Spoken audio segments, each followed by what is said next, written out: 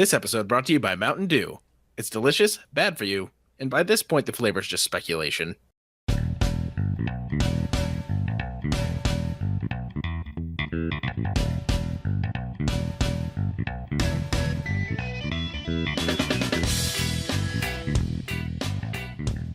This is Hot Drop, where we bring you premier PUBG analysis and fully torqued drops. I'm Dano. And I'm Cody. And let's get into it.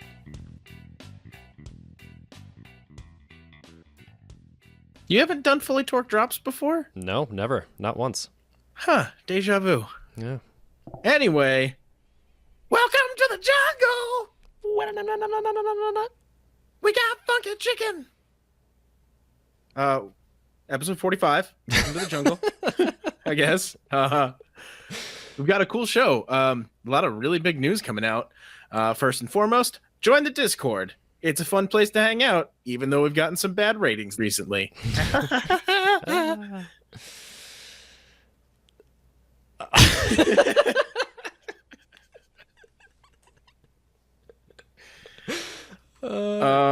come hang out. Come hang out. We're really nice, I promise. We have a lot of news, dude. We have so much news. But I think so. I was thinking today. I was sitting on the toilet. You know, might have been the shower. Your best thinking. I don't know. Yeah, I might have been the shower, but it probably was the toilet. I was thinking, you have know, one of those hybrid toilet showers. I did have a bidet attachment. What? And I'm gonna be one of the first people that you've ever heard really tell you that if you haven't experienced a bidet, go onto Amazon and buy one right now. It fits your toilet, just tease off of the line. Sit on that thing. You've never experienced a clean in your life like a bidet will give you.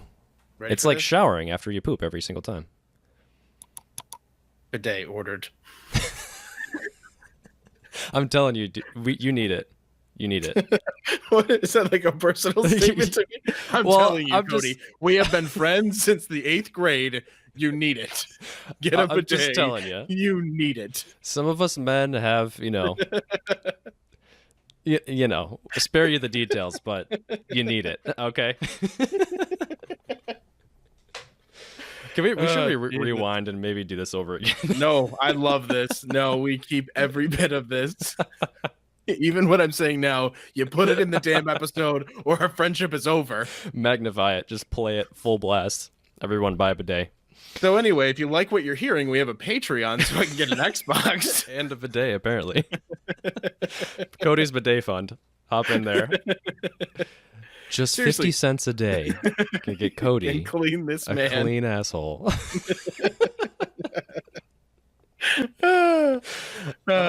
Okay, but for real. There is a Patreon account. Okay, yeah, that. Anyway, Dan's on the toilet. I was on the toilet, and I was thinking, you know, what if someone new just wandered into this podcast, they saw Hot Drop, they Googled best PUBG podcast on Earth, and they came across our podcast, and they were just wondering what we're all about. So I was thinking maybe like reset, tell people what we do, just kind of be like who we are and why we're here and what you can expect and like what we are known for, you know? Does that make sense? Yeah, for sure. So we do a podcast about PlayerUnknown's Battlegrounds on a weekly basis. New episodes come out on Thursdays or Fridays, depending on what we feel like that day. We stream twice a week, Sundays and Thursdays. It's a lot of fun. We hang out, we chat, we lose a lot of games, we win a couple of games. Dan's really good at the game. I suck royally. You're getting better. Really cool. I mean, it's a pretty. Better. You used to be pretty good garbage trash. Garbage trash. Yeah. But I'm doing okay these days. Yeah. Especially after you're adapting to that first person lifestyle. You're killing it. But yeah, we're a podcast, we're a community, we have a Discord, we have a Patreon if you're interested in that. We have a Hot Drop hotline you can call, 508-216-0006. Get your voice on our podcast, whatever you want to talk about. We'll play your what do you call it, message. I was going to say episode. We'll play your episode. If you want to do a full episode of your own podcast and call us in, we'll put that on the show. And yeah, we just go through a lot of Xbox news, PC news, mobile news. We cover all the platforms. We want everyone to feel like they're included because this game, you know, there's a lot of different platforms and a lot of different people playing it. So we want to make sure everyone feels included. I just said the same thing twice. I do that a lot too. So let's jump into the Xbox box, shall we? The Xbox box.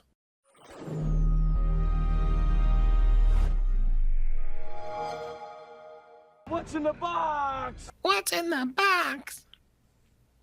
Hotfix. There's a hotfix. They've written us a real quick like dev letter sort of. It talks about a quick fix that they are doing for a patch that includes the number of crashes that players are experiencing, stability in the game, which we know is a huge issue still. And that's going to be or it has already happened by the time you're listening to this, but it's June 20th at 1 a.m. Pacific time. The stability is there is a memory leak that we talked about before in the previous podcast that they are fixing regarding character renders, increasing the efficiency of the process and reducing all of these crashes all at once. So they're hoping to kind of solve this problem once and for all. It's doubtful, but it's probably going to get a little bit better for everybody. So look forward to that. Yeah, I'm not holding my breath, but this is the first of 2 patches to expect this week. We have the patch coming out the 20th, which is just mostly for stability, like Cody just said. And then we have the 26th, which will be a bigger patch, which will have some more features in it. And remember last week when we said there was a Reddit thread that was like PC or Xbox patch preview number 1, and they were going to talk about what's coming up, but there hasn't been a number 2. So Correct. Don't really know what else is coming out. I don't know. I mean, I would expect that you're going to get a massive patch coming soon, actually. We know for a fact there is an event mode that they've announced, which I guess we can just dive right into that. There's no point in waiting. Dive in. Community event. It's called Headhunter. And so as an entire Xbox community, the achievement to reach is 4 million headshots for everybody to win this award. That's a pretty cool concept. Yeah, it is. I've never seen any kind of community event like this where it's literally the entire Xbox community working together to get this goal. Pretty sweet. So I mean, the reward is kind of weak. I'm going to be honest with you. It is kind of weak, yes. The reward is literally a shirt and gloves. And the gloves that everybody gets. And the shirt that everyone has. Yeah, so maybe you don't have them on Xbox, but we have them on maybe PC. You don't have them on Xbox, but we get them in crates constantly. Yeah, I would assume they're not giving you a really crappy reward for something that everybody already has. So anyway, this thing goes from the 20th at midnight Pacific time to the 27th at midnight Pacific time. We want to see our community earn collective 4 million headshots in a week.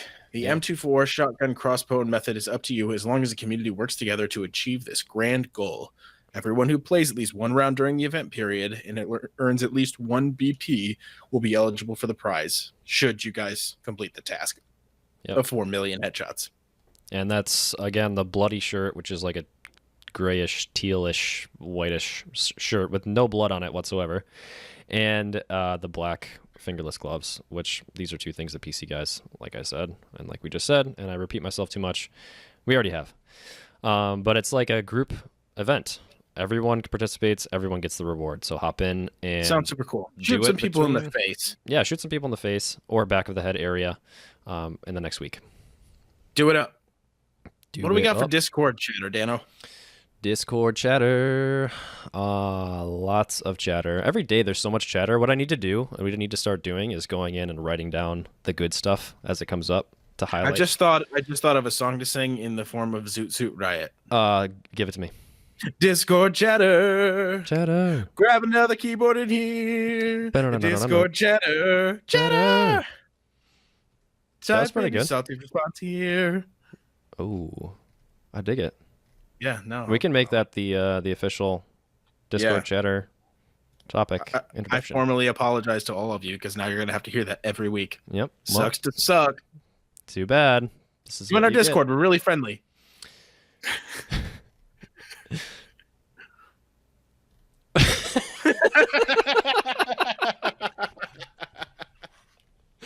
Oh God. What a week. What a week.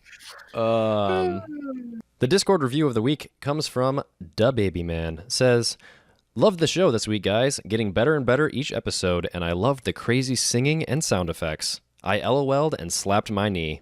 Keep up the good work." Apologies to the baby man's knee, but thank you for that wonderful comment. Appreciate it. At least one person likes Cody singing.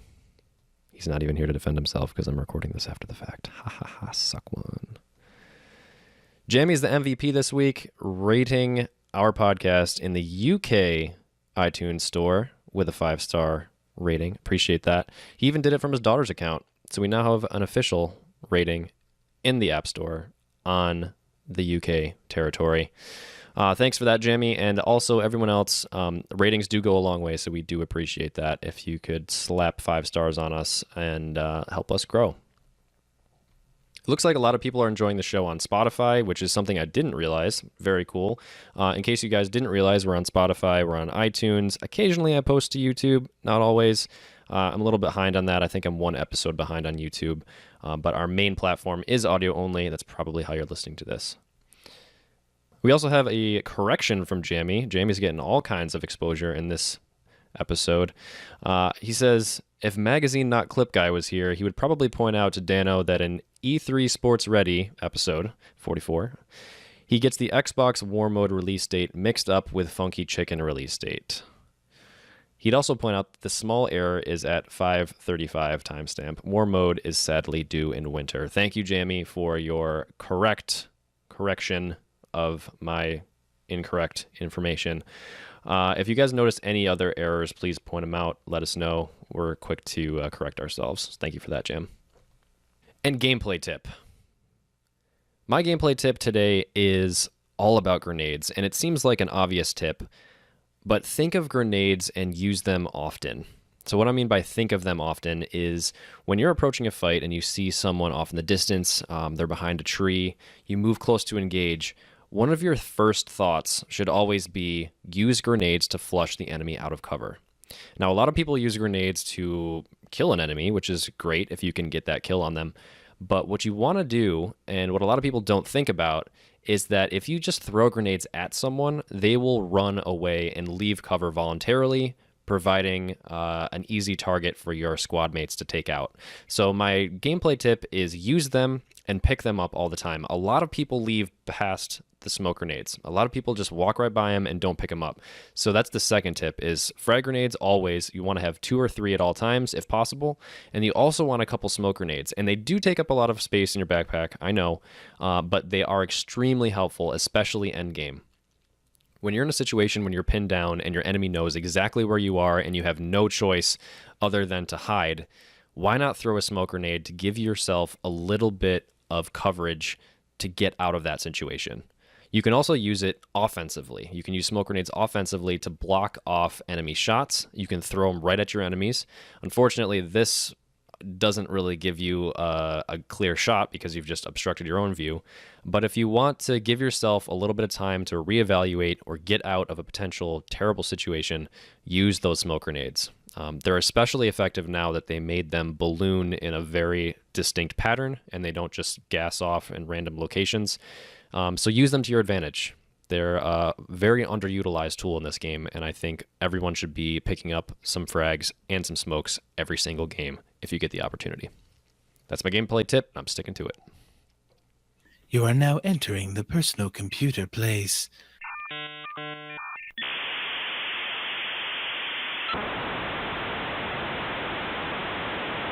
Hey guys, welcome to PC World.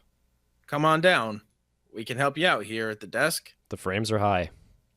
The frames are high and the stress levels are low. Ooh, the latency's low. Damn it, I missed a chance there. And the tick rate is also high. So they wanted to announce a huge milestone and a first ever from Bluehole. They've hit a milestone of selling 50 million units worldwide, and there are over 400 million players on this game. That's so many. At $30 a pop. Let's do, remember we did some trigonometry last time? Yes. All right. Triangles. Calculator. Yep. 50. Beep, boop, beep, beep, pop, pop. 1, 2, 3. 1, 2, 3 is 50 million times 1 point. Oh, nope. Go back. Shit. Times $30 per copy. $1.5 billion. 1.5 billion with the B. a B dollars. With the Dr. Evil pinky finger up to your lip. Billion.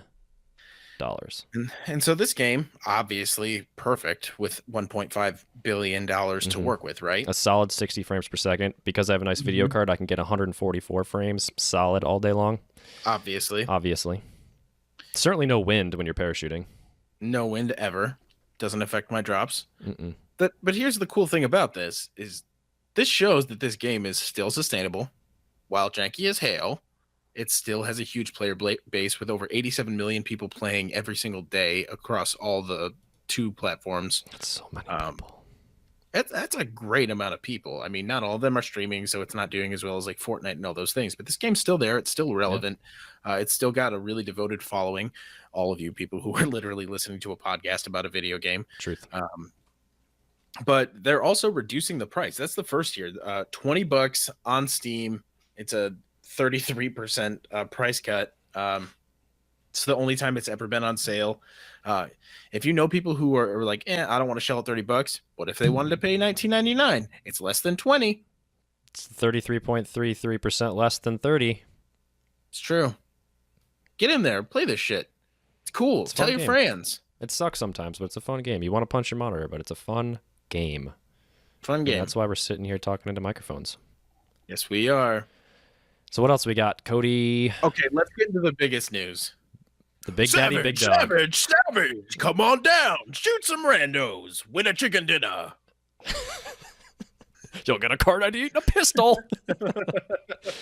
Oh, that was from the last time there was war mode. You're silly.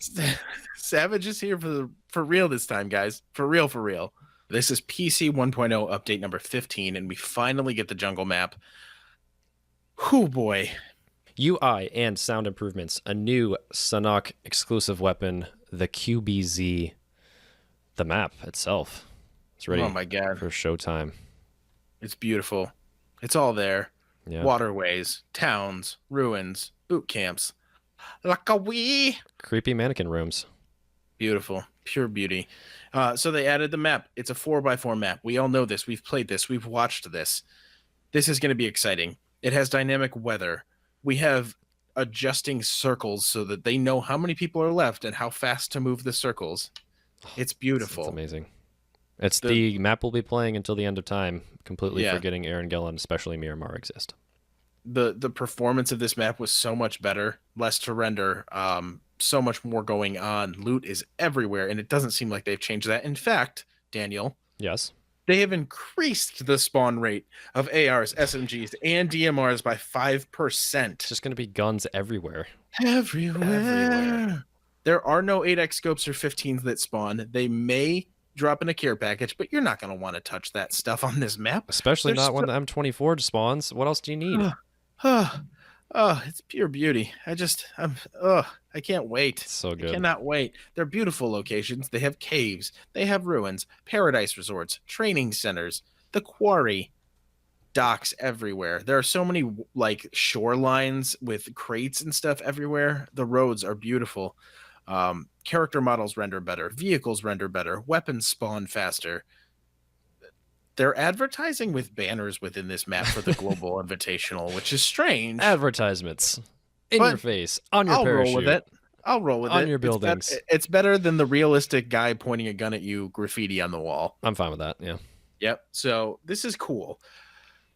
Let's get to this new gun, though. Yeah, buddy. The QBZ. BZ. QBZ for you Canadian listeners. Mm-hmm. It's an AR.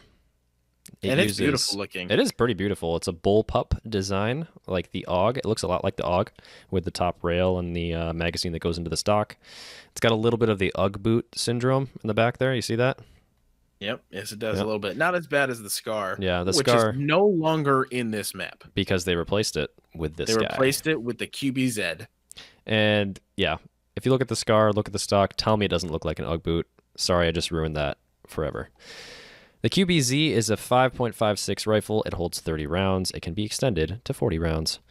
It is in the item spawn pool, removing the Scar. It spawns about 1.4 times as often as the Scar used to spawn. Interesting. I don't know why they would do that. But however, from early testing, this thing is a freaking beast, potentially even overpowered, according to some big name people. Wacky Jackie, I believe, is one of those people. I'm excited as hell to play this. So excited. I wonder what it sounds like. Because all Yeah. the weapons sound so good, and I get so excited to hear what the new guns will be. Yeah. So let's move on to gameplay, okay? We've got accuracy modifiers applied to moving, changing movement stances, or aiming modes are no longer applied instantly. I don't know what the Interesting. hell that means, Yeah. but they do give us an example.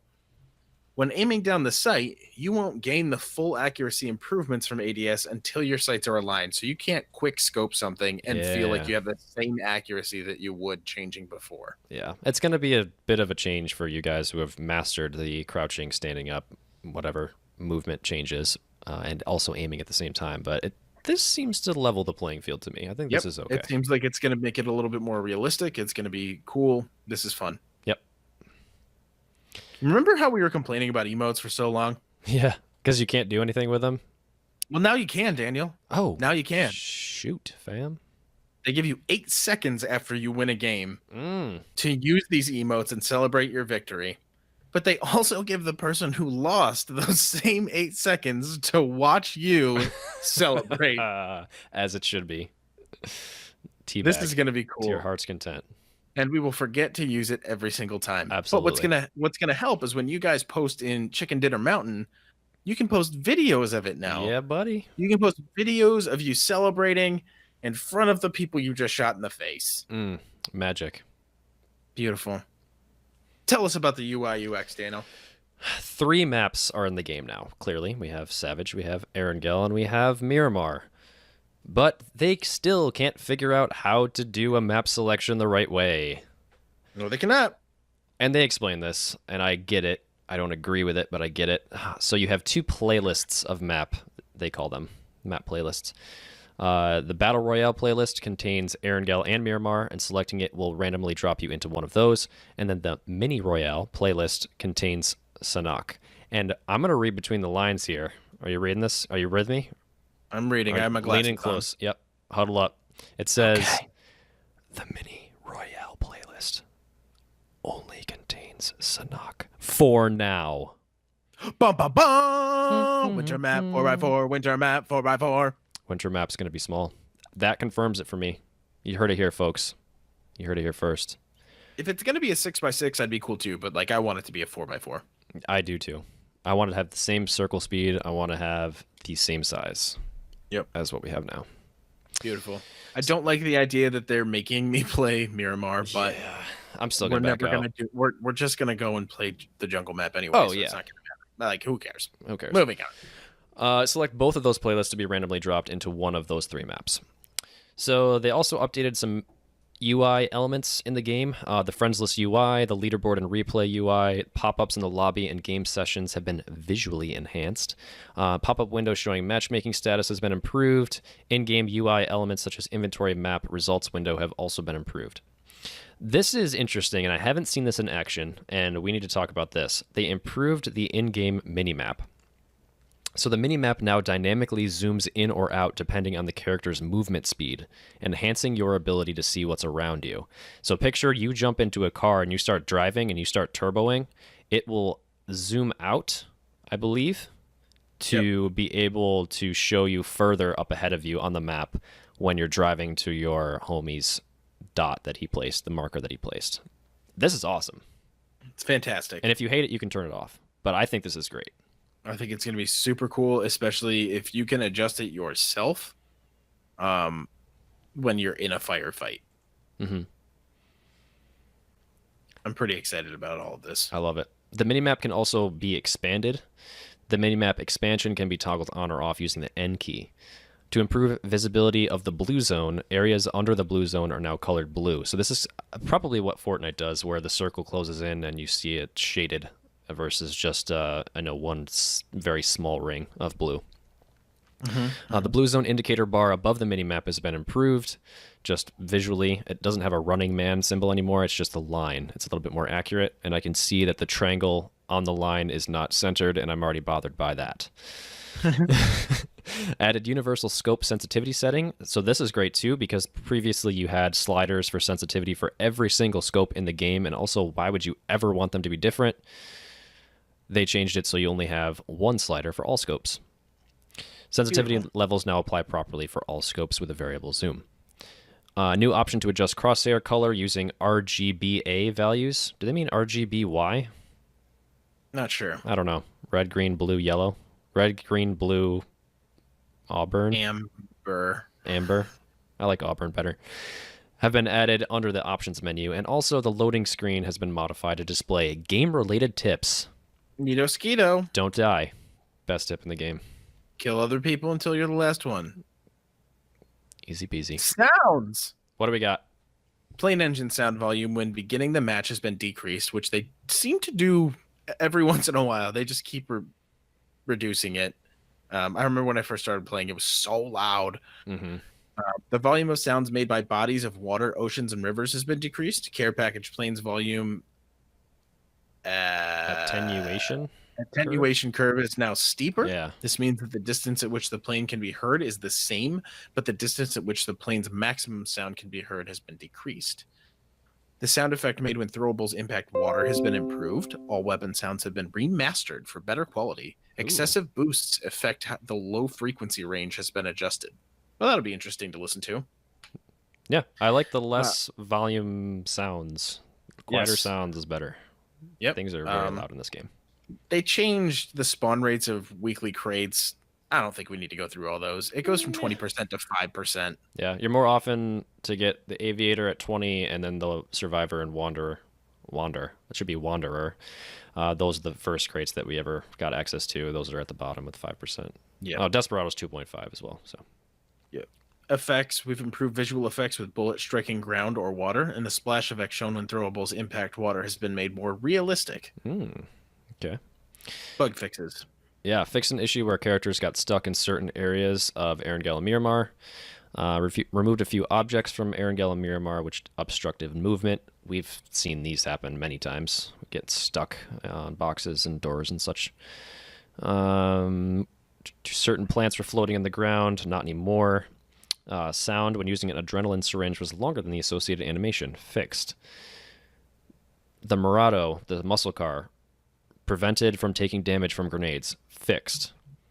Players inside vehicles didn't take damage from unarmed melee attacks. Fixed. Stun grenades. Nope. Grenade status effects, flashing or burning, sometimes would not disappear after their intended duration. Fixed.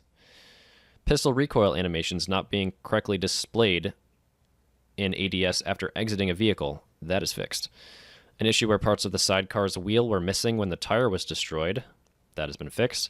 Improve the vaulting interaction between some objects and windows. Fix an issue when spectating or watching replays where parts of weapons would disappear in certain situations. Only weapons with high scope mounting positions. Fixed. And lastly, fixed an issue where dropping a weapon immediately after firing abruptly stopped the sound effect. Beautiful. That's the Big Daddy Big Dog. Patch 15. Big Daddy Big Dog. Additionally, everyone, There's more? there is more Oh my goodness. that we forgot to cover at the beginning of this. What is it? For all of you folks who were wrongfully banned by Blue Hole, there's compensation for you now. One, they're going to unban you. They're going to welcome you back with open arms. They're going to give you 20,000 BP Yep. for your troubles. So So go if you buy those logged shitty skins.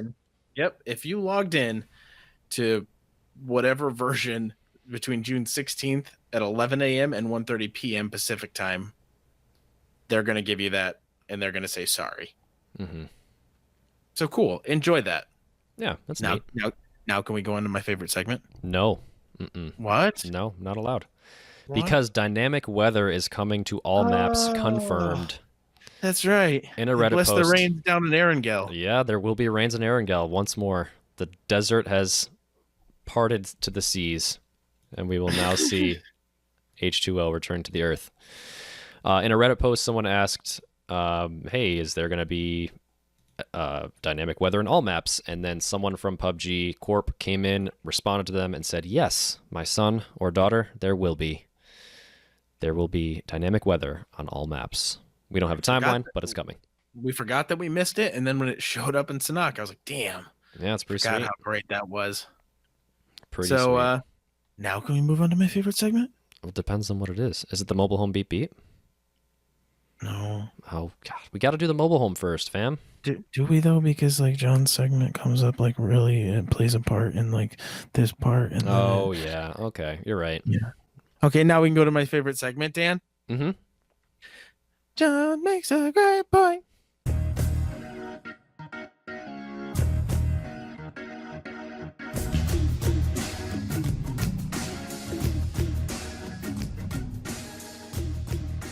All right, I pressed the button. Oh, can do the talking now. What are we like? Oh man, I'm camera shy. Man, oh boy, Take away, Cody. oh boy. John, go ahead. John, just go ahead and make some points now. Okay, so here's my point today. We're going to be talking about The Event Pass. And the Event Pass is a new thing that was introduced in the most recent dev letter, patch notes, Patch letter.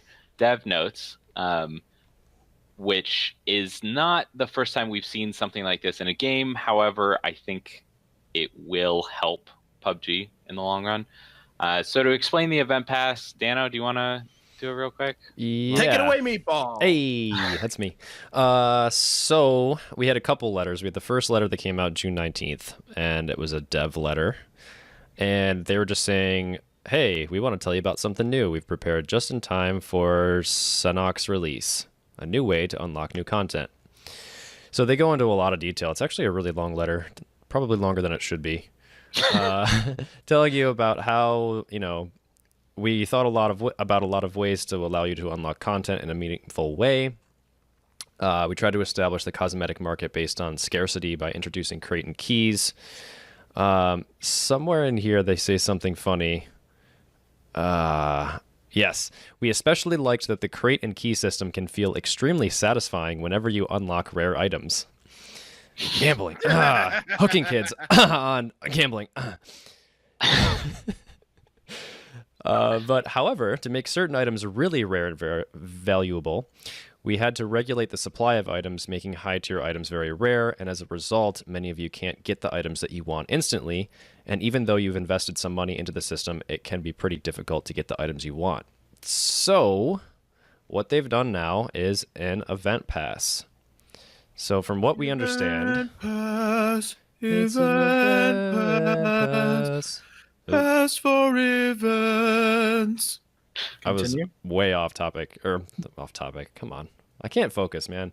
I was way off pitch there. I was going to do the Jurassic Park, but it was over yours, and then I just got lost in how great your pitch was, and then just murdered my pitch. There we go. It's an event pass. Fun story. I was at McDonald's with my kids yesterday, and we're in the car, and the line was so long, and I didn't want to be at McDonald's anyway, and I just started singing along to whatever song was on the radio in the tune of like, I hate McDonald's. We've been in this line forever. Why are we still in this line? So it was me, and then Bronte was in the back singing the harmony, and it was not rhyming. Oh my God, yes. It was wonderful. I thought you were going to say they were embarrassed and ran out, but that's they loved it. It was just a family of idiotic singers, and I'm so proud. That's amazing. All right, so we have an event pass, and what this is from research and looking at their website and them telling us, using our eyeballs and reading, there is an event period that lasts from June 22nd to July 21st, so that's a solid month. And you buy the pass. It's a $10 one-time purchase, and if you don't buy it, you still can do this as well. So we'll get into that. But if you buy it, you have access to daily and weekly missions. Some of them seem to be very straightforward that you can do in any map, such as kill with a melee weapon or play 1 hour in an Erangel.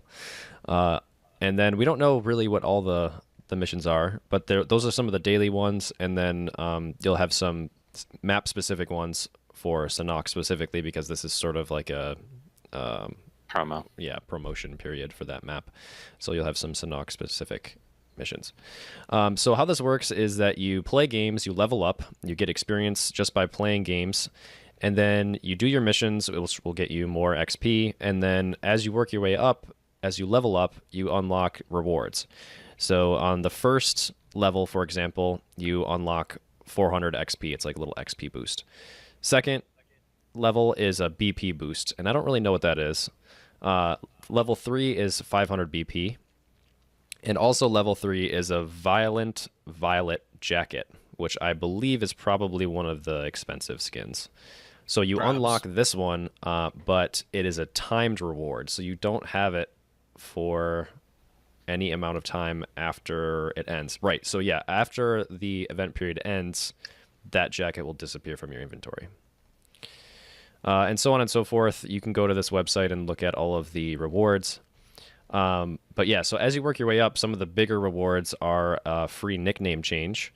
And the grand prize is a permanent parachute skin called the Snowflower. It just looks like snow camo, which could be a little teaser for their snow map that's coming up. So there's a couple things about this that we wanted to talk about. One of the things is that some of these items that you unlock are only temporary and are only with you for the duration of the event mode. Another thing I think we want to mention is how you can, how it's $10. First off, that seems like a lot of money, but we want to just touch on that. You can also buy a 5 level up pass for $5, which we're not totally certain about, but it seems like you can buy that to just jump ahead 5 levels if you'd like. Makes sense to me. And what was the last thing? There was something else I wanted to mention. If you don't buy this pass, you still can do all the missions, except you cannot keep the cosmetic items that you've unlocked after the end of the event mode. Yeah, I think you still have access to the free trial items, I believe. Yes. Which are the ones that disappear, like the Violent Violet Jacket. So yeah, that's kind of cool. I like that they have that in there. Are there any? Do you want to tackle this from any specific angle, or do you want to do like pros cons, or talk about other games that have done this, that kind of thing? Let's jump in and talk about other games that have done this, because I think that's something that people can relate to. Well, we have experience in one. We do, and it's the same one every time. We don't play any other games. What game do we talk about always, Cody? Counter-Strike Global Offensive, guys. No, PUBG. God. No, I'm kidding. Yeah, it's Counter-Strike Global Offensive. He goes, no, it is. It's CSGO. Yeah, no, for sure. No. Cody's right. We're really annoying. Let me tell you a thing or two about CSGO, guys. I haven't talked about this topic at all, so please do. Continue, Cody. My name's Cody, and here's what I'm saying about CSGO. I just took a drink of water and it was in my mouth and I couldn't laugh. It's a video game that you guys know a lot about. Continue. Oh God. So they released they were called operations, I believe, in CS:GO. Yep. Or operation, and you would buy these operation passes. I believe they were $5. $5. Yep, $4.99, I believe. And it unlocked a new set of maps that you could play, right? Yes. If you had the pass, if you bought the pass, you could queue for the fancy maps, the new ones that they brought in. But if you didn't buy the pass, you couldn't queue for them, but you could join the lobby of someone who did have the pass to be able to play that map with them. Right, so if Dano had the pass and I didn't, I could join his party and then he could queue us for the fancy maps, as he called them. Exactly. And the other thing about it was it opened up some missions that you could do. Very similar to this, where you can only do so many missions in a given time period, probably a week. And you unlocked more XP, and you got access to the crate drops that were specific to that operation. So the operation introduces a new crate that only people with the pass had a chance to get. And I think it also dropped random skins as well as you leveled up. So the operation specific crates were really nice because you could sell them for a decent chunk of change, or you could. I think they were free to open. I don't believe they were keyed, right? Or were they were keyed because they were specific operation. Oh, right, you had operation keys. Yeah, like Phoenix keys or whatever. So yeah, it was nice because if you got one of those drops, you didn't have to feel pressured to buy a key because they sold for a decent amount of money because they were regulated by how many missions you could do. So it was kind of a nice balancing act. Like the people who didn't want to pay more money to buy keys could just sell them for skins, basically. Yeah. Just sell them and buy skins in game. Yeah, and people complained about the price of the pass, but if it's $5, like you can make that back from the first or second case that you sell on the market and get all of your money back. Yeah. And then you're playing that operation for like 2 months. So it was totally worth it. You get a nice little like leveling system similar to this, where as you do missions, you get a satisfying level up and then a skin drop from it or something along those lines. So it's a nice little addition for a game that you're going to grind out anyway. Like we were playing that game every night, or not every night, but like a bunch of nights a week anyway. Yeah. So why not add some additional things for us to do while we're in the game? Right. I will say that this set of levels seems like it offers quite a lot. I don't know how hard it will be to get all the way to level 30, but this is a lot of items. You can assume that the first 10 levels are going to be for casual players. I would guess that's true. Yes, I think by the time that you get to 20, I feel like you're going to have to put in a lot of hours that week, and 30 is like top tier people. Yeah. Yeah. The first few levels are easy to gain just because they want you to keep sticking with it, and they want to give you a quick reward for your efforts. Yeah, so I will say this seems like a decent number of items, so it should last the whole month. I think the operation in CSGO, those missions were pretty quick to go by. They weren't like consistent throughout the whole month. The reason that you kept using it was for the new maps, basically. Right. Yeah, there's no new maps here other than, well, it's a new map, but it's not operation specific, obviously. Right. So what did you think about the operation system in CSGO? The biggest thing that I liked about it was the missions. There were things that you never had before in Counter-Strike, because Counter-Strike was very much matchmaking and custom servers. There was no obvious form of progression. Well, you had the ranking system, but there was nothing to keep you coming back every day because your rank didn't just go away. It did after a certain amount of time, but they added that later. Yeah, that was an addition later on. But I think the biggest thing that kept me coming back was the missions, and I could play them with a teammate. We could do like a quick bomb defuse map that was like a shortened version. There was things like get 10 headshots in a game or something like that that would give you something to work towards. So it made the gameplay exciting. And I think it's really going to be really good for PUBG, because in Counter-Strike, you're playing a map with an objective, like bomb defuse. And you can't always do a mission on that map because you're supposed to be working as a team to accomplish an objective. So sometimes your mission would be at odds with what the team needed to do. Like, or at least not aligned with it. Yes.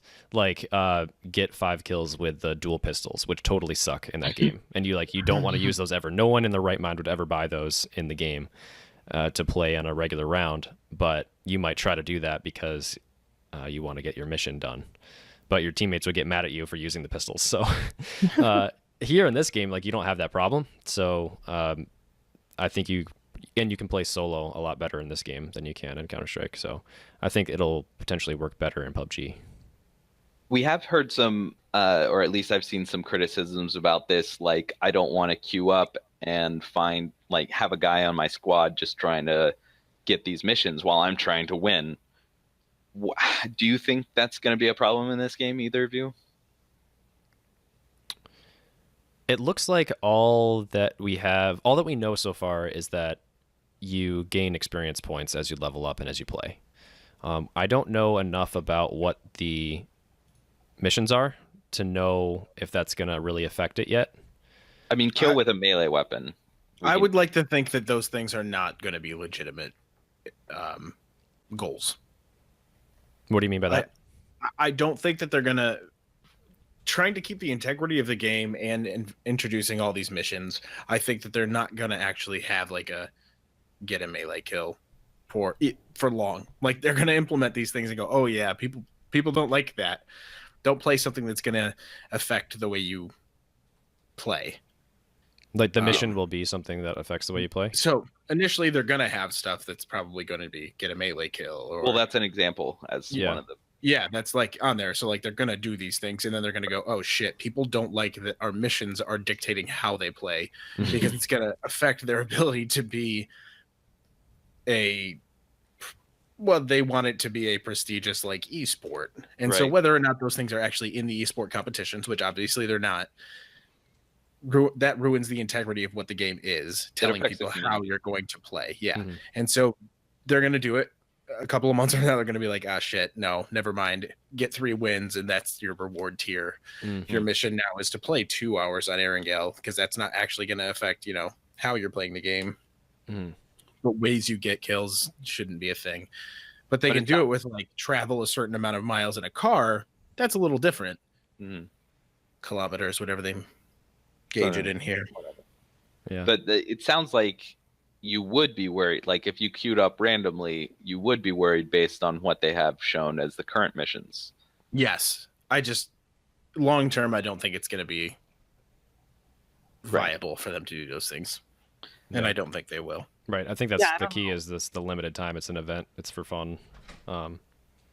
But yeah, like if it's like get 5 melee kills, I would be worried. I wouldn't want to queue with randoms because then they're going to be running off in the early game trying to get kills, and I'm going to be trying to win a game, and it's not going to work out. Yeah. I don't know if people grinding these like random missions like kill with a melee weapon will queue up for squads. I think it's a valid concern, but I don't know if it will really affect the game in the long term. Like, if you're trying to get a melee weapon kill, I don't know if dropping in a squad is any more advantageous than dropping in a solo. No, it's really not. I don't think so. But that doesn't say people won't do it. I don't know. I'd be curious to see if this will actually affect people in the long run. Me too, John. Me It gives too. them more data for melee weapons. True. You need it. There was another criticism I heard about this was that this is the exact same thing that Fortnite released. Shenanigans. That's what I call that. Shenanigans. Who Yeah, cares? my response, I'm just like, if it's a good idea, then what does it matter? Like, you can still have the same idea, execute it slightly differently, or have better concepts within that idea to make it better. Like, obviously, PUBG isn't the first game to do this. We already had an example, CSGO. We have another one, Fortnite. Fortnite didn't do it first either. CSGO might not have done it first. I don't know of any that really did it before, but I don't think what we're looking for here is like innovation in this aspect. I think we're just looking for additional content for this game that's like fun and not super, invasive. Yeah, nothing is ever about who did it first. It's who did it best. Well, it is on the internet, but it shouldn't be. Like, It shouldn't be. y'all chill out. That's what I'm saying. John makes a great point. Take a chill pill. Yeah. I'm excited to see what they are. Like, long and short, this is a cool way to, one, generate revenue for Bluehole, who, let's face it, guys, they don't have a lot of money. No, 1.5 million isn't really Billion. enough. Yeah. Did I say million? I meant billion. Yeah, Billion. Billion with a B. So 500 million copies sold at $30 That's- a piece. 30. Yeah, that's a good point to bring up, Cody. Is do you like crates more as a money making scheme, or do you like these event passes? Let's assume that it happens like 4 times a year or something like that. Event passes, 100% event passes. If it gives me something to keep coming back and engaging that's worthwhile, event passes. They could cycle out keys. To be honest, if these events are good enough, people will pay $5 a month to do these. And it gets the vast majority of people paying $5 or $10 for a pass versus I don't really know hardly anyone that's ever bought a key. I've never bought a key. I've never opened a crate that has a key attached to it. Nope. Only in test server. But I will buy this. Even if it's $10, that seems like a lot, but I'm going to buy it. So Are you sure it's a one-time payment ever? It is. Yep. for this pass. For this That's pass. what I Yep. said. It's for this pass. It's Yeah. next pass they come out with, it's another Yep. $10. So Yep. Oh, and here's the other thing. All items obtained through Event Pass are non-tradable and non-marketable. I actually really love this point because some people might say this encourages people to have multiple accounts, spam it, and that kind of thing. Doesn't matter. You can't trade it. You could sell the Steam account, but that's like a bigger ask than just like trading skins. So I think this actually will reduce the amount of people that we have on the server who are just trying to grind out BP for those crates. Yeah, I agree. Because that was So the thing we could get by with in Counter-Strike, and that's why we loved it, to get that money back. But now you can't. Yeah, it's true. You can't sell this stuff to recoup your losses on the event pass, but unlike Counter-Strike, this isn't a money-making skin-based scheme. It's just to get your money for the pass. Yeah. So one more thing, I think, before we wrap up, what are your guys' take on the timed high-value skins that go away after the pass, after the event ends? I don't like that they go away. Like, if I spent $10, give me the fucking skin. Here's what I think they should do to make more money. You pay a certain amount of money to be able to keep one skin out of the set that you unlock. That would be what I would do as a business person to make more money. I don't like that idea. I don't like the idea of timed items. I probably won't use any of these. I don't really like to change my outfit all that much, to be honest with you. So I do occasionally, but none of these are super interesting to me. I might put that tracksuit top yellow on and the hot pants blue just to give myself a little Flare. jungle vibe. Little flare. Yeah, a little bit. Pop. Man, yeah, that I don't know. Yeah, So there I'm was looking one at other point I wanted to prices. bring up.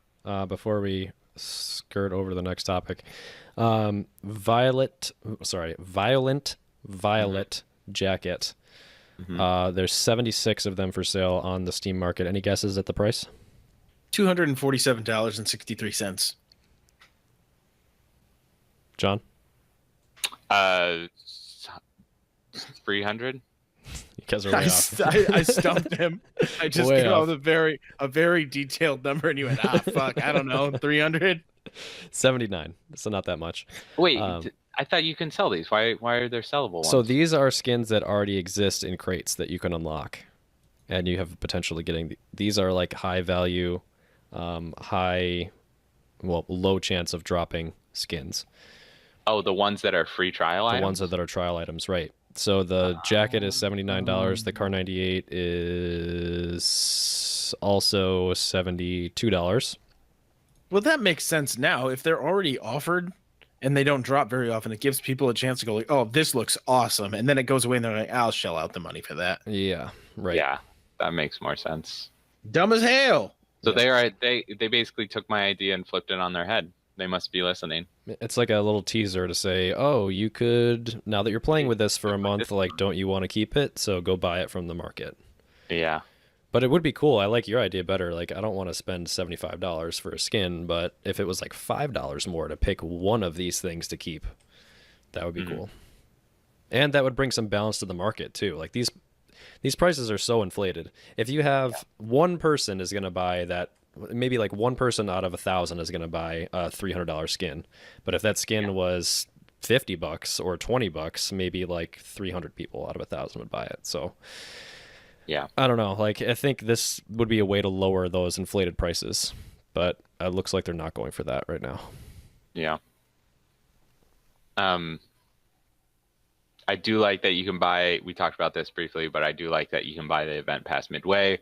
That's really nice because if you don't know if you're going to have the time to get through all the missions, but you end up getting like half of them and you like unlock the skin that you want and you can shell out the $10 and unlock it right away.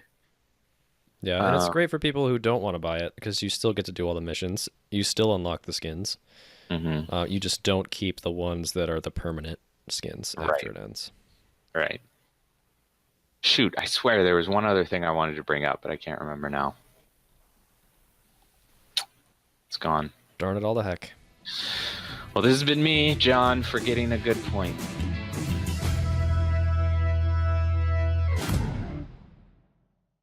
Damn it. Darn it all to That's a heck. fucking great point. Motherfucker. Why can't we change our nickname? Why does it have to be a reward? Dumb as hell. That's why can't it be like 100,000 BP or something to change your nickname? Cause Is it not? You can do 3,000 to change your appearance, but you can't change your nickname? Can't change your nickname. As far as I know. Weird. That's weird. Yep. Weird. Weird. It would be cool if there was map-specific skins here, something new that they're introducing, but it's all just like skins from crates that we've already seen. All of these are? Oh, wait. Hold on. No, I think there is some specific ones. Yeah, these are new. Sanhok, twisty top, beach shirt, cat eyes, sunglasses, beach shorts, teal. What about the guard cap? Guard cap? Level 19. Or the jailbird joggers from level... I don't know. I'm not up to date on my skins. Ignore what I said. Looks like there are some stuff here. There are some things. Anywho, I don't know. Overall, I'm pro pass. I think this is going to be fun, just to do the missions. I don't know if I'll pay for it right away, but I'm down to... I'm not sold yet, but we'll see. Yeah. Neat. Cool. Okay, now that that's over, God, thank God. we can go right into the mobile home. Beep, beep. What we got there, Dan? We got the Big Daddy Big Dog patch for mobile. Big Daddy, Big Dog. Changelog, first-person perspective, officially here. We've been teasing it for the last 2 episodes. It's now here. Download it from the App Store and Google Play. First person, Royale Pass Season 1. A mini zone, a smaller map, more resources, and airdrops, which they are calling a new arcade mode. So it looks like kind of like what War Mode is, but it's just where you have the small circle. But this gives you a full game within a smaller circle with more resources. A faster game mode. That's what you need on mobile. Damn, son. Weapon and airplane skins. Sick. Airplane skins. Wild. You can view weapons in the armory. We teased this a while back where you can see how the attachments affect the weapon. Pistols get their own pistol slot. I didn't notice this before, but apparently that wasn't a thing. But now they do. I also didn't notice. Melee weapons can destroy tires. Individual teammates can be muted. Post-match results screen. Tier protection system. Asian character models. I can't talk today. We got emotes on mobile, so Nice. yeah. Teabag to your heart's content. On the go. Able to link 2 social networks, not 1, not 0, but 2, but not 3 either. Added room cards, new items in the shop, and items can be gifted as well. Cool. That's cool. So it's like a little inventory system like Steam has where you can send gifts to each other. There you guys Pretty got that Big freaking Daddy, cool. Big Dog mobile update. That's awesome. Beep, beep. We got so much shit there. Yeah. Get in, play it.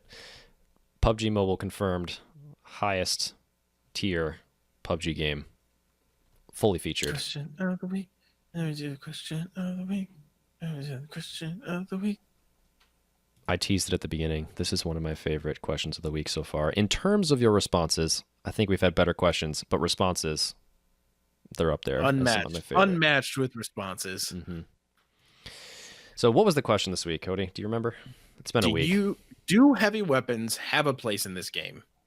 Things like grenade launchers or rocket launchers, do they have a spot in this game? If yes, what are some of the things they can do to balance them? First and foremost, Nightman jumped right in, like as he got up, essentially 4:33 in the morning our time, and said no, no, and no. If you play for a chicken dinner in this game, the game can last 30 to 35 minutes. Nades are overpowered as it is, and if you put RPGs or noob tubes in this game, the end game, there will be no firefight with guns, and it'll be just an RPG off, essentially. Mm-hmm. And this is what so many people don't realize when they say yes to RPGs. Take that heart-pounding moment of being behind a tree and your enemy's behind a house and you're plinking at each other, ducking in and out of cover. If you had an RPG, you could just nuke someone with one hit, and it would just completely ruin that end game experience. And Nightman nailed it. Kyler says, I think they could work in a limited time game mode, but nothing else really. It should stay out of the base game mode. A good way to balance them in a limited time mode would be to make it like weapon pickups in Battlefield 4. Spread around the map are special, stronger weapons that have little ammo. While you are using the special weapon, you cannot switch weapons or use any abilities. This would work in PUBG. You have a more powerful weapon with limited ammo, and you can't heal while dropping it. You could work that into a Steel Rain type game mode. Instead of dropping a normal care package, you could get a strong, heavy weapon. Yes. So good. Interesting as hell. It's interesting as hell. I think it was Halo, maybe, that had it, the mechanic of you're able to pick up the Gatling gun, but when you do that, you can't do anything. You can't melee, you can't heal, you can't run. So it severely limits your mobility and kind of makes you a bigger target, but it gives you the advantage of being able to spritz people down with bullets. So there has to be a way to balance it, and I think Kyler's got a really good point here. I like that. Cool. Derezid89. For a rocket launcher, in order to balance the power better, it would have to leave a smoke trail for at least 5 seconds after shooting. This could force players to second guess firing the weapon because it completely give away their position. This could also take up a weapon slot, and the rockets would be very heavy, therefore it would be unwise to hold more than 2 rockets. That's awesome. That's my favorite. The idea of like leaving a smoke trail to give away your position is awesome. Yeah. Again, back to Halo, when the sniper rifles in Halo 1, they would always leave that trail, and it would stay on the screen for like a really long time. So you instantly see where the enemy was, where they were sniping from. Super cool. Yeah. Love that. Very good way to balance. Point click dead. I think rocket launchers. Point click banned. I think that rocket launchers, M203s, or really any of the big explosive weapons just don't fit in this game. They are overpowered. It makes sense to have guns with higher caliber bullets. It would be nice if they added more light machine guns and care packages like that M249. Yep. As much as he loves the M249, it has a special place in his heart because he carried it for 7 months in Afghanistan. Salute to the troops. They should add its big brother, the M240. That'd be sick. Oh my god. That'd be fun as hell. It would be. I love that. That's a really great point. I wonder, and you can leave this in the Discord point, would you want that as a crate weapon, or would you like that to drop it into another care package? Because I feel like putting that into the spawn world would be awesome, but make it super rare. So let us know what you think there, and you guys can also let us know what you think there. It's a supplemental question of the week. Beautiful. Scale Speeder, the buttery voice of Scale Speeder, says at all costs we need to we need to avoid grenade or explosive spam becoming a problem. It sucks all the fun out of the game and is difficult to balance. Saying that, though, I don't see a problem with having an RPG or grenade launcher as a crate weapon.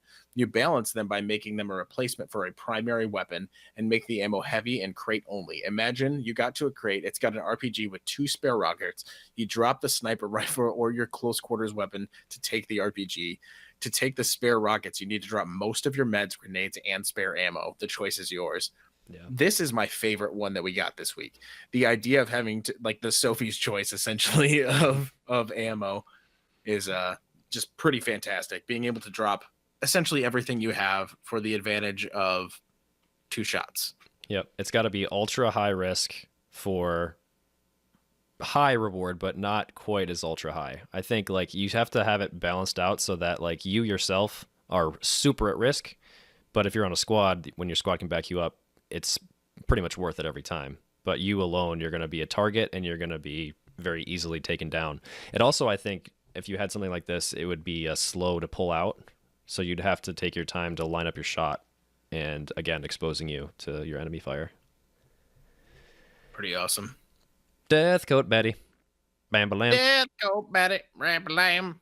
They had a scenario. That had scenario has my vote.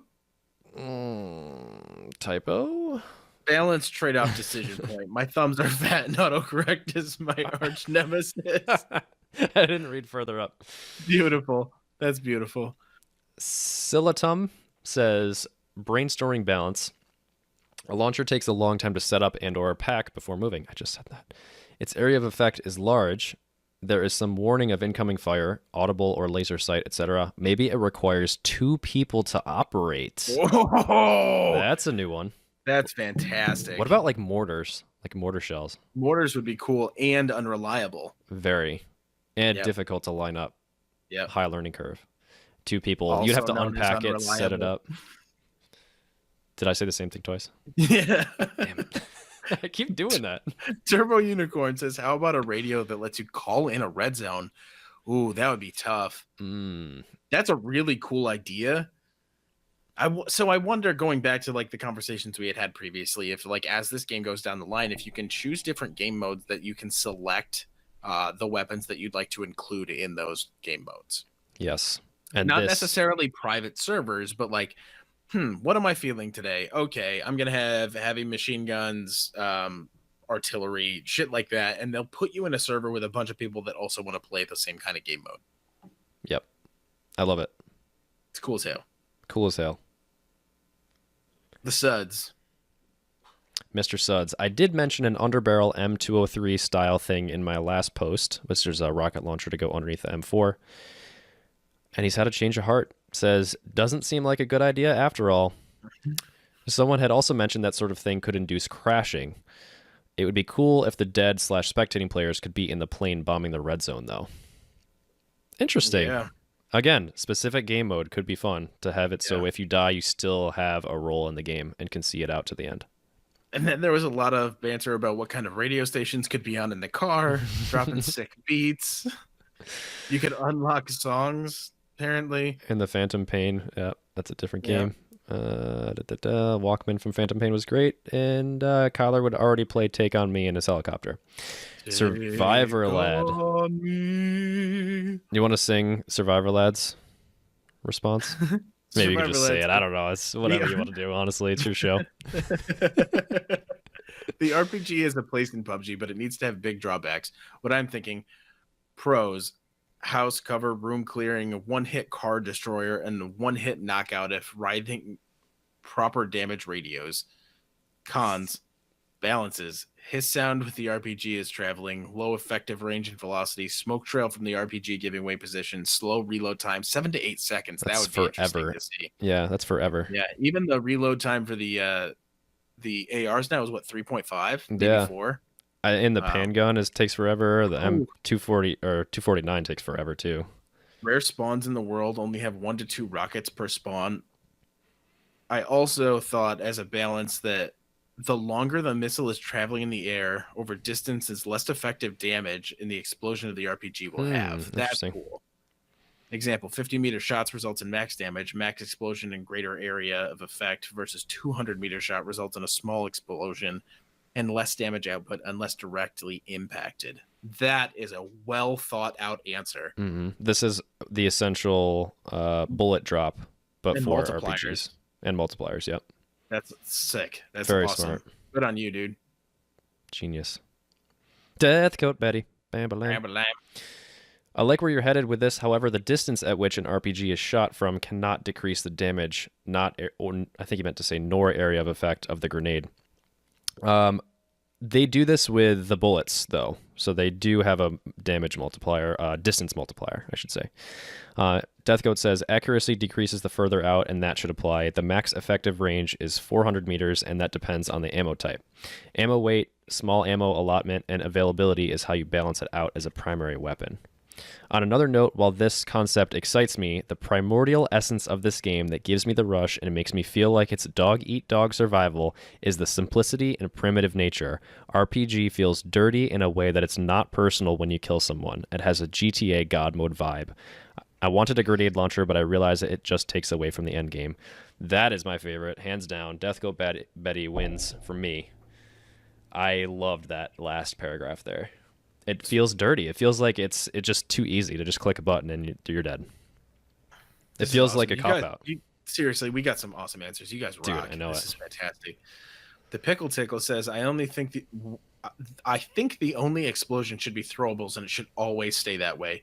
I'm totally down for C4, even as sticky grenades, but no launchers under any circumstances, unless maybe there's a cool war mode event with them. Yeah, I mean, I think all in all, war mode is a great idea, or an event where you just get to shoot these rockets and stuff at people, but don't put it really in the game, even though like some of these ideas are pretty fantastic. Mm-hmm.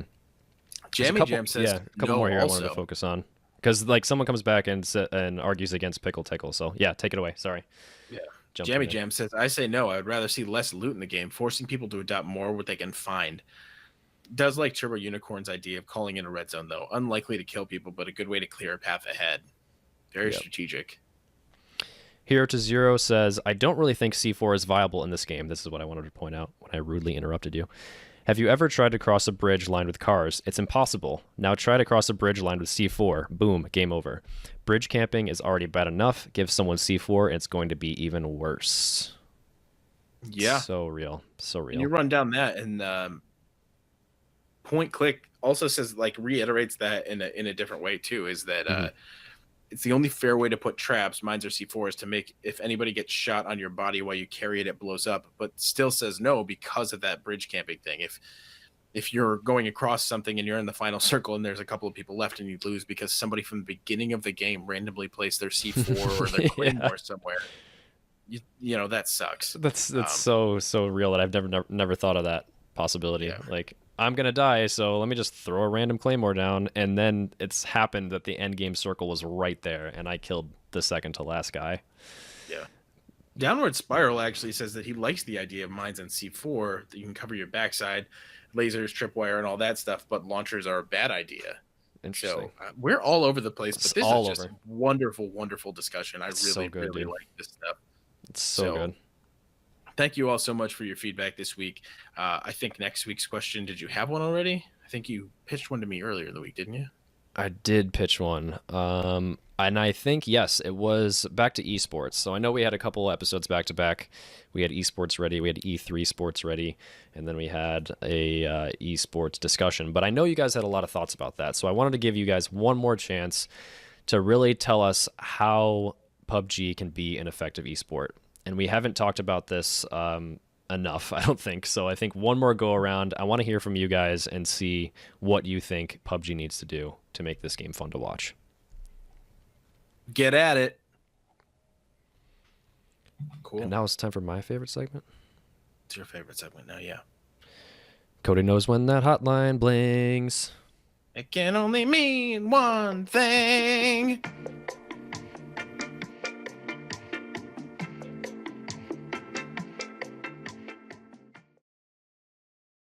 You have new messages.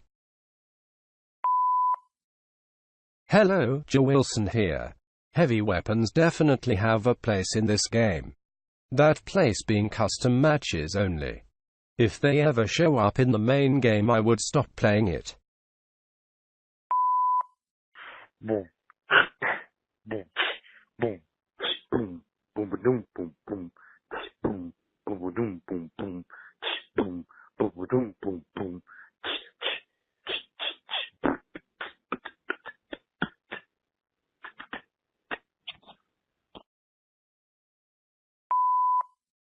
Subject, question of the week. Late. Sorry. PUBG lore, I know it's late, but maybe you will enjoy. Thanks for the fun podcast. The fateful stories of the islands of Erangel and Miramar share one common trait: they are horrific and sorrow-filled. Both islands began as thriving communities with industry and culture, but have lackluster dial-up modems. Erangel, known for its quality production of shotgun bullet loops and chokes, and Miramar, known the world over for its production of VW buses. People were happy. All of that ended with the inclusion of high-speed internet and the introduction of a cartoonish game to the innocent citizens. Nordfight became an overnight craze, leading to businesses and schools shuttering due to workers choosing to stay in their homes and play game after game, spending all of their Kragnots, the local currency, on wacky skins and zany online wardrobe. When an event for a popular film was launched in the game, all descended into chaos. The Thamos event was so successful that it caused the internet on both islands to crash. Unable to feed the silly need to suddenly build walls out of nothing and perform crazy dance moves on command, violence ensued. There was an immediate rush for basic supplies and satellite hookups. Mass pandemonium took over all facets of the islands. Eventually, everyone decided that they should move to South Korea, world-renowned for its wicked fast hookups and non-existent service interruptions. The strict gun laws prohibited any weapon of any kind, so everyone just left them. Now, years later, the desolate islands has only one online station for every 100 people. With all the leftover guns and ammo left on the island, a solution presented itself. Let 100 people kill each other for the opportunity to play Nordfight for a few hours. And although the content was substandard, it didn't crash all the time and the frame rate was good and consistent. If only a solid and reliable and much more realistic game was out there, all of this tragedy could have been avoided. Dan, this is your PC. I'm leaving you to mine Bitcoin. It's not you. It's me. Bring magazine not clip guy back. He was holding the whole show together. He was keeping you guys straight and on point. We need more pedants. Dan, this is your Xbox. You, me, PUBG. Dude, what the fuck? In 3 months you have managed 4 games in total. That's about 4 frames per day. And most of that was spent in the controller mapping screen. Instead you spend all you time with that PC and its $1,500 loop-cooled graphics card. 3 words. Pay to win. That's not a real PUBG experience. Come and spend time with me and we will laugh and cry together as we tiptoe through Miramar and watch buildings render around us. Don't make me boil your pet rabbit on the stove, Dan.